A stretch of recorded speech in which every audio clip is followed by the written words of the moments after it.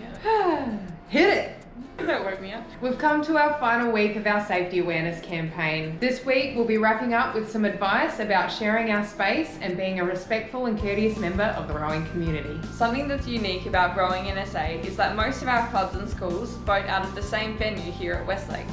This is great because it allows us to form a close-knit community where everyone knows each other and also allows us to train side by side with our competition on a daily basis.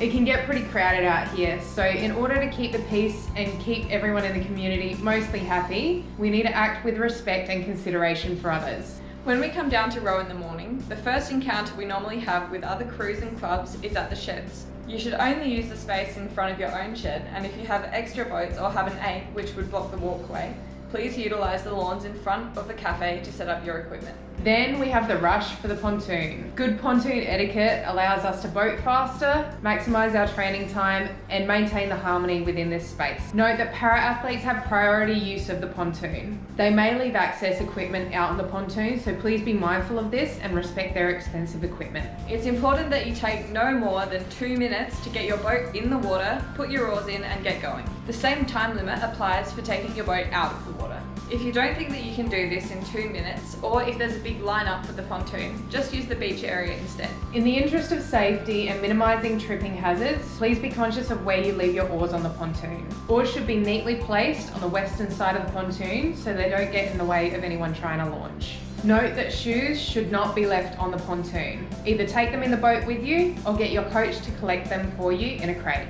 So if there are crews coming in from the water and crews heading out at the same time, who has right of way on the pontoon? First and foremost, no cutsies. If you really are that desperate to get off or on the water, please use the beach. It really is just common courtesy. Sometimes for certain regattas, we have in-only or out-only times. But generally, if you wish to use the pontoon, be patient. Para-athletes have right of way and the majority have the priority. The thing that we are trying to avoid is congestion on the water. So if it looks like you're going to be waiting for ages, don't get impatient, just use the beach. If a crew looks like they're struggling, please remember to be a helpful member of the community and offer to lend a hand. We all make mistakes from time to time, and a crew might be inexperienced and find themselves in a dangerous situation. We want everyone to be accountable for their behaviour, but if you need to remind someone of the rules, please do so in a way that's respectful and constructive. We also need to use our voices in a way that's respectful to the residents around the lake. Whether you're coaching on the footpath, talking through a cox box, or just trying to get around your teammates, remember that we must keep our noise to a minimum in the early hours of the morning.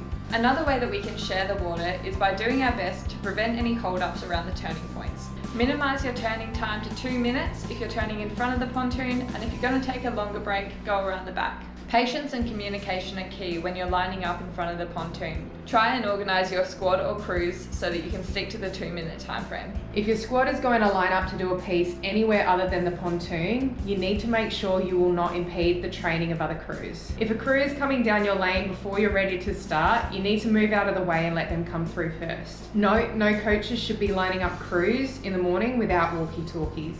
Above all, we want to maintain a safe and harmonious environment for everyone in the Rowing SA community. Our code of conduct, which applies to all Rowing SA members, expects that everyone will treat others involved in rowing with respect, courtesy and regard for their rights and obligations, and treat another person's property with respect and due consideration of its value.